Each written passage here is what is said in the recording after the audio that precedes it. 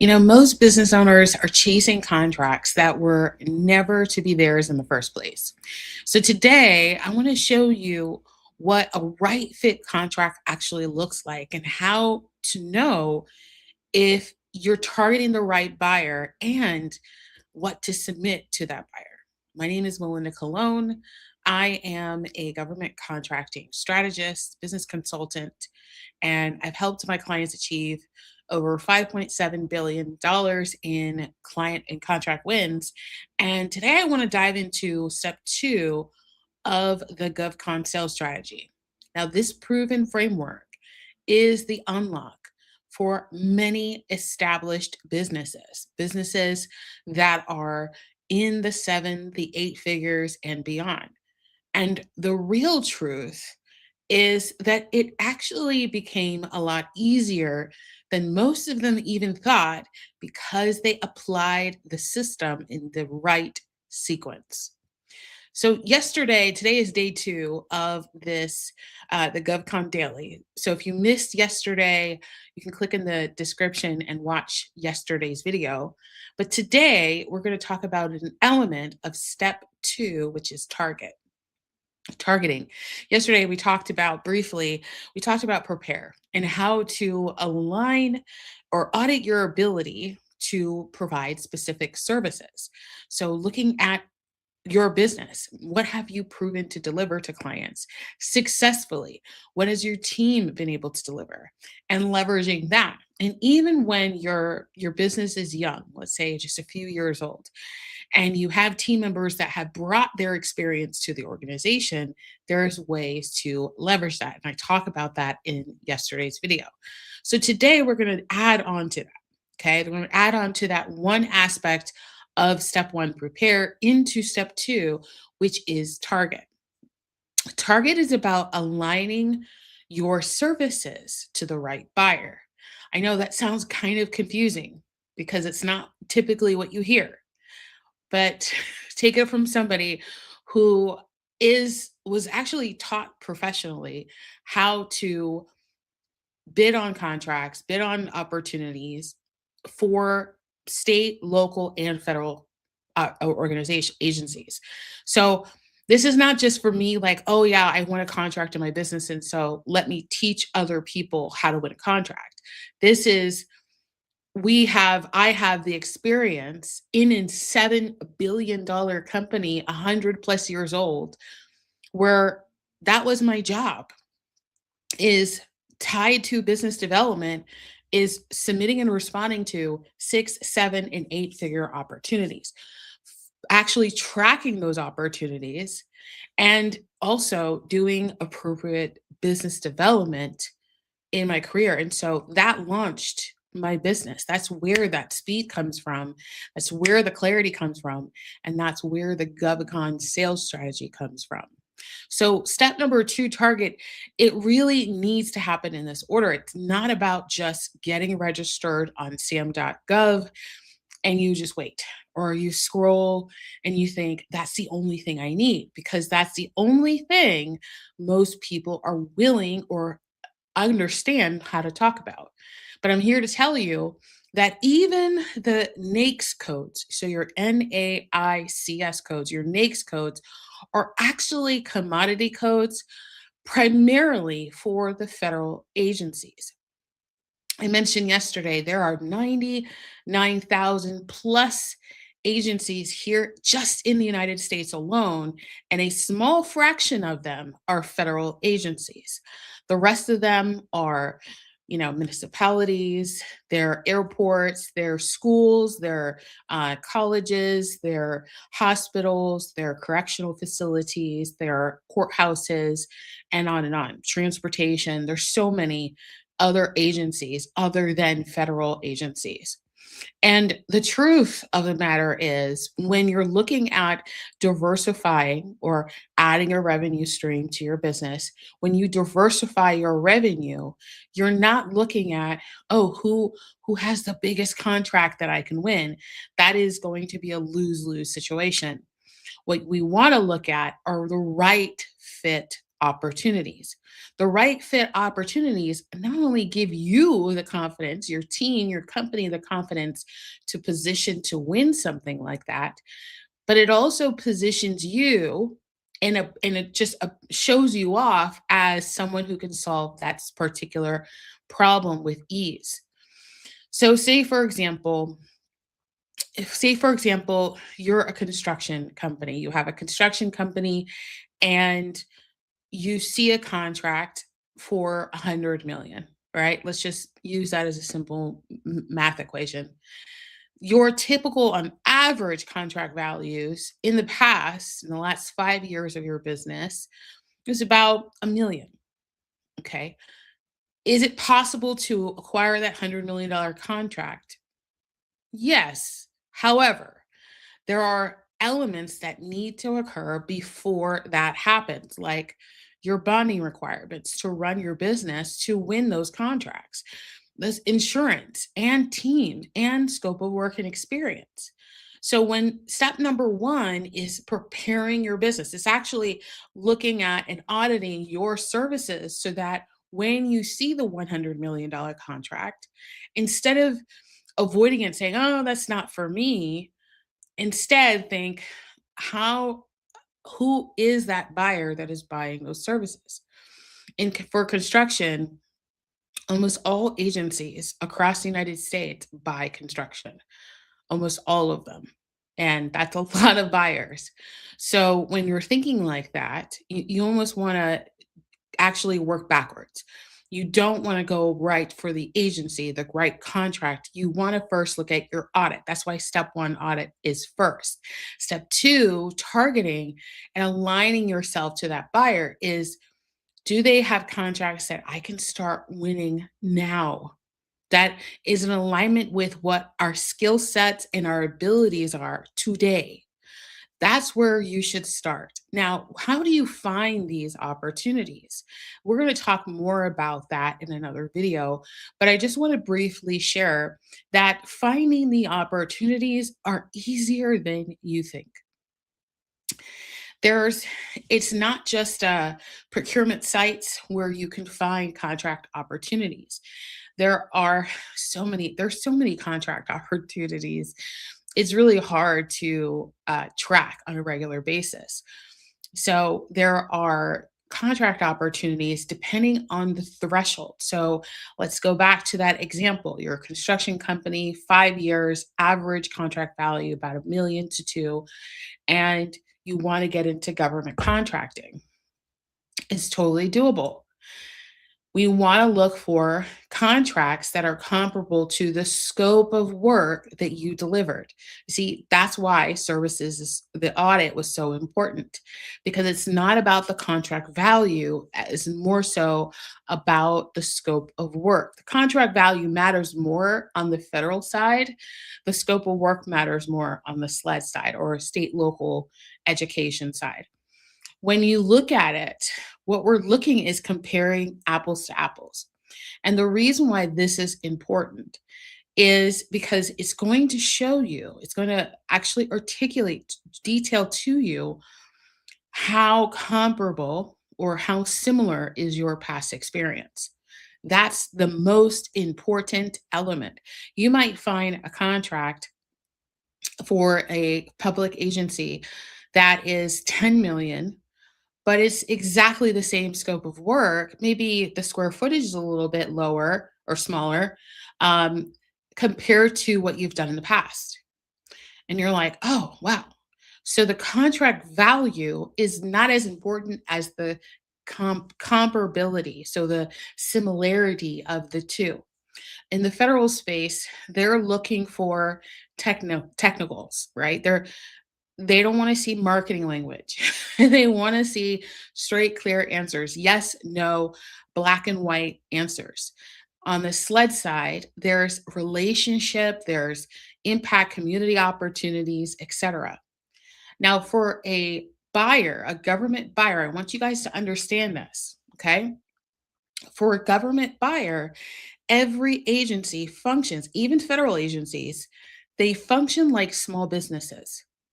They have their own mission, they have their own vision, they have their own goals, they have their own intentions, and they have their own budget. It just so happens that that budget comes from one source. Okay. So, other than that, it's completely decentralized. They have rules, they have regulations, they have, federal has specific rules and regulations that they abide by. And some local, actually, majority of SLED agencies have their own forms of those regulations. Yes, they approve and they respect the level of federal, but they also have some specific regulations that are tailored to their local economy. So these are things that you need to know when you're building a relationship with a buyer. And you know this from your experience building your business up to this point is you want to understand the buyer type, their personality, the demographics, the experience, what their expectations are, what is risk to them, what's value to them. And this is going to help you in your business development activities. You see, we haven't yet talked about the contract itself and saying, this is where you find the contracts. That's not the first step. That's not even the second or the third step. The first step is to audit your business. The second step is to align your business to buyers that buy what you sell. And aligning yourself means who are the agencies that are already buying what I sell that make sense to strategically partner with for 5, 10, 15, 20, 100 years? That's the question. The question isn't what contracts do they have right now? The question is, can I see our business align with their growth? Can we grow with them? Those are the questions. So, what does this look like? Let me give you a practical example of this. One of our clients who is in engineering, a design engineer for the commercial construction industry, he said to me, he goes, he tried to get in, try to do it himself. And he registered on SAM and he felt like he was missing something. And he came to me and he's like, Melinda, I feel like I'm missing something. Shouldn't there be more opportunities? I remember when I was working for my former employer, they had so many contracts. How do we get that? Is like, are we too small? And I explained to him, I said, well, we're just looking in the wrong places. So the first thing that we guided them through, him and his team through, is understanding how to audit their business. Now, once we audited, we knew exactly what value we could bring. The other thing, a part of step one, prepare, is the business plan. Your business plan is essential. Okay. It's essential because it's going to keep you focused, and focus means acceleration. It means results faster. So, what he did is he looked at his business plan, he looked at the services that he and his team have delivered, and he came up with a plan and said, these are the basically boundaries. It said, here are the guardrails, that's a better word, guardrails for the agencies that we want to partner with. Now, what he did is my client did is that he went ahead and he started reaching out to those agencies. And when he did that, they were so excited because the first thing that they said was what he shared back to me. He said that they asked him, does he have experience with this size of contract? And he's like, yes, actually, we're doing this type of work for another company. Now, this blew their minds because they were like, oh, we need you. Because right now, we're either talking to people or companies that are way too big, so their budget is bloated, or they're way too small and they don't understand pricing. And he led, this is one thing that I educated him with after the fact, but he led with his years of experience. And that caused them to think, oh, well, this contract might be too big for you. This contract might be too big. Isn't that interesting? So he has 20 plus years of like engineering experience. He's a mechanical engineer. And hi, my name is, I have 25 years of experience as a mechanical engineer. I'm licensed in these states, and I would love to build a strategic partnership with you, with your agency." And the procurement officer said, "Oh, well, we're currently right now we're bidding smaller contracts," because she heard 25. She's like, too much experience. And what he did next is what I told him to do, which is to tell her, right now, we're currently working on these types of projects. That blew her mind because she was like, this is exactly what I need. She's like, this is exactly what I need. Give me your email address. Are you registered? Immediately, she started telling him what to do. She said, go to this website, get registered as a vendor, and I'm going to email you in the meantime the opportunity that we just advertised. I think you're going to be the right fit. Now, did that turn into a contract? It didn't, but it turned into a great relationship because at the end of that conversation, he learned so much from that specific conversation, a 15-minute conversation that would have saved him months of trying to figure it out on his own. When he said, he came back to me and he told me, he goes, Melinda, I would have looked at this up. I'm sure I would have found this opportunity, would have looked at it, and I would have responded.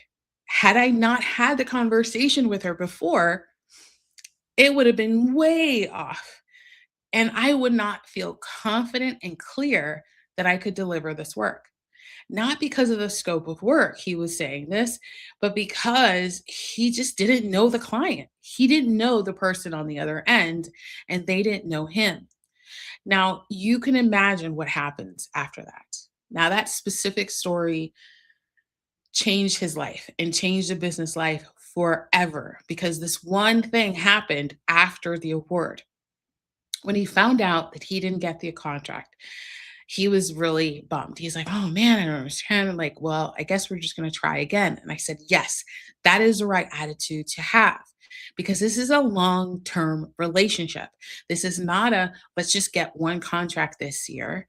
This is a let's build long term relationship and partnership with these buyers because they will buy again." So he requests the selection criteria scoring, so the specific scoring for that opportunity. He asked for the awarded proposal, so he got a chance to look at the proposal for the award.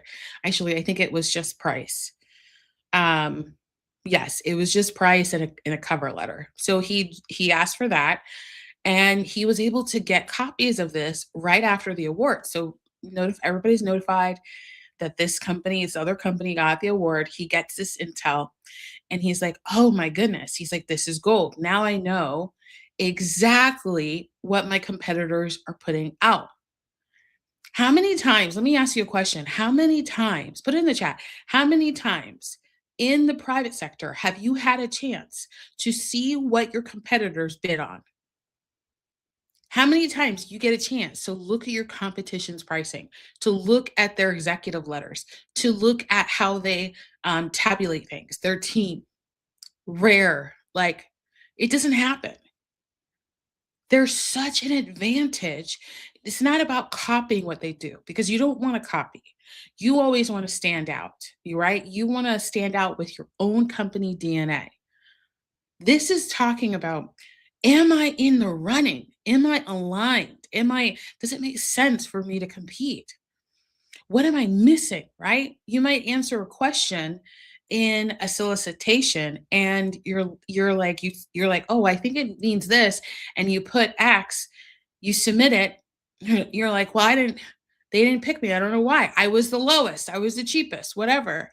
They didn't pick me. Why didn't they pick me?" Because there was not a choice, a chance to learn more and in alignment with what they were looking for. If you don't have those conversations ahead of time, it diminishes your ability to understand the problems that they actually have for you to solve. If you look at a solicitation and you're just like, it's just a price. I'm just gonna put in a price. And it says best and final offer. That's a BAFO. Yes, they're gonna go by based off price. Do they even know who you are? They even know who you are? Because here's the thing, that community of contract managers is small. They talk to each other, they connect with each other, different events, organizations within that world. And if you're not showing off that, hey, this is what we're known for, this is our differentiator, this is what makes us unique, this is our value props. Like, if you're not showing that off before you submit a bid, you blend in with everyone else. And you could get awarded, sure, but that relationship is off to, let's see how they perform. Not an exciting, I'm looking forward to working with you. Who cares, Melinda? As long as I win, right? But that's not a real relationship. A real relationship is getting to know the person, them getting to know you, understanding their problems, so that when the next big opportunity comes, you're positioned. So that's exactly what he did. So Liam, he was like, he, read through it. We read through it together. We looked at the scoring. He saw where he scored highest amongst everyone else, and then he saw the areas that he scored the lowest. And the areas that he scored the lowest were things that it was just like, oh, I just assumed. Like, it was just a small assumption that he could have modified. So he got that information. He now understands who is winning these contracts, right? He now sees how he can improve. And this is intel that you would never get in the private sector. Never. Unless you have an inside relationship with someone who may tell you something, right? Other than that, you don't know. Like, you won't know. It's just the bidder gets awarded and that's it. You just start doing the work. You're like anybody else that they select. But on the private sector, they want you to last. They want to be in partnership with you for a long time. Okay. There are contracts that are awarded every day that are a year term, 3 years term with a 2-year add-on depending on the performance in the relationship. There's so many times. There's a 5-year. One of my clients got a 12-year contract. Like, it was 10 years plus 2. I mean, can you imagine the predictability of getting awarded a contract that is coming in, the cash is coming in every month for something that you got awarded a year ago, 2 years ago, 5 years ago? It changes everything. So, how do you get into the running for these? You got to understand the problem. You got to understand the pain. You got to understand, what do they value? And that comes from conversation. You, as the expert, a business who delivers excellence, who understands what they're doing, who have proven to deliver over and over again, you see, you understand the pain of a customer, a client, right? Because you've done this before. But now we just need to translate it into the public sector, and that's the real unlock. You see, it's not like I'll give you an example. So on product-based businesses, and this is why it really is a completely different game. On product-based businesses, they're always competing on price. Price, quality, that's it. Nothing else.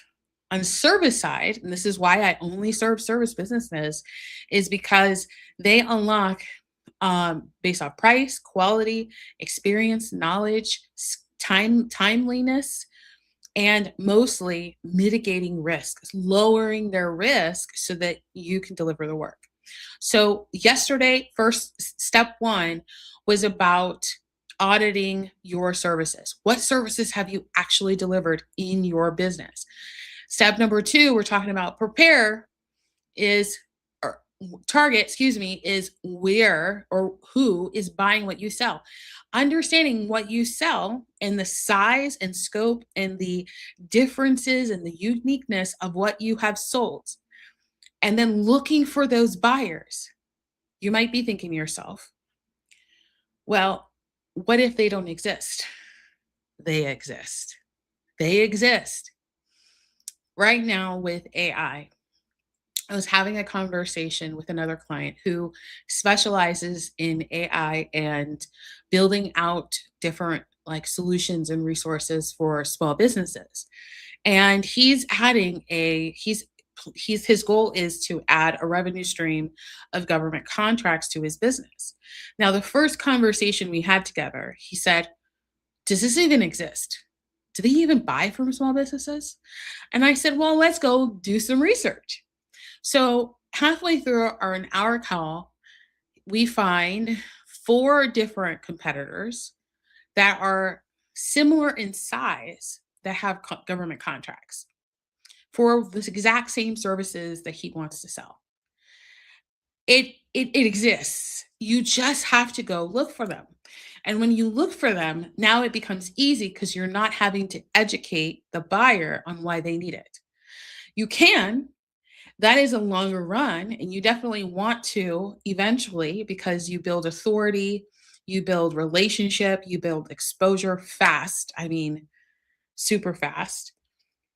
But those contracts then have to be created. They have to, and I'm going to simplify terminology so that I'm not talking high level acquisition here, but they have to be created. So unless there's something that falls under the threshold for that agency, like 250,000, they have to be added to the budget for the next fiscal year. So it might be February, and then you're like, oh, okay, they said that it's going to be the next fiscal year. And now for that specific agency, it's March. Okay, so now I have to wait until the following March to see that opportunity. Now, what's is great is you help them write that opportunity. So your likelihood of winning that contract is really high, but it takes time. It's best to first start with what can you deliver right now? What can you deliver right now? Now, here's a part of the strategy, and then we'll lock it up. And if you have any questions, go ahead and put it in the chat. But um, the last thing that I'm going to share with you about step two target is understanding that they have a budget. It's kind of like this. Have you ever gone on a road trip, right? Oh my gosh, in my 20s, I went on so many road trips with my friends, and I'd always I was always responsible for the spreadsheet. Like, I'd make a spreadsheet. Y'all, I am the best person to organize your trips. I don't do it as much anymore, but I love doing it. And I'd put together like our excursions, the details of the event, when we're leaving, where we could potentially eat, like the whole thing, budget, all the stuff. Put together the spreadsheet, send it out to everybody to get agreement. Yeah, that's cool. Or yeah, let's add this and cool, we're done. And now we know exactly what our trip is going to look like. There's ease, right? We just kind of glide to the next thing. It's kind of like that. Your agencies are identifying all the things that they need to run, to maintain, to build, to grow based off the vision and goals that they have in that agency. And that budget gets created and then it gets approved or adopted. Now, once it's adopted, then it gets published.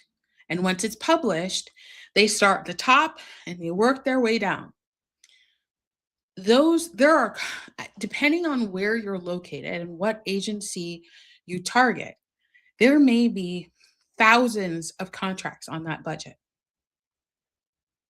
There may be a couple hundred. It depends on the agency. There may be large contracts. Last week, I went to an industry day for the local airport here. They have a program from 2025 to 2030, 5 point, I think it's like 5.4 billion or something like that. In an airport, 5 billion in 5 years. That's $1 billion a year.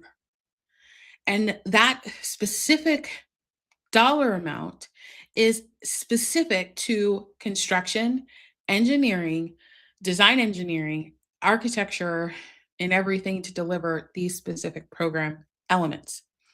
Just that program. They were also talking about something else.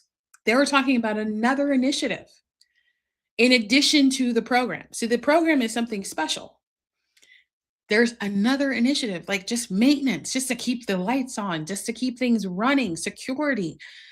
They were talking about briefly, because the conversation wasn't about anything other than this program, but they briefly mentioned, specific services that are ongoing for the airport. If you don't know where to look at the budget. Okay. So really quick, and then we'll close it out. I know we talked about a lot, but the most important thing and the thing that you can do today, right now, to move in your business is to just go look for that agency. And the agency you can register for today, right now, it takes you 5 minutes, 10 minutes tops, is your local city or county or state agency. Hey, register for all three of them. Just do that today. Do that today. You will now be in the running for awareness. The next step we're going to talk about tomorrow is strategize. This is about relationships, building relationships, knowing how to position, things like that. We're going to talk about that tomorrow. On Thursday, we're going to talk about step 4 is submit. It's about the proposal, your price. We'll talk about that. And then step 5, track, on Friday is really just about what do we do after we submit.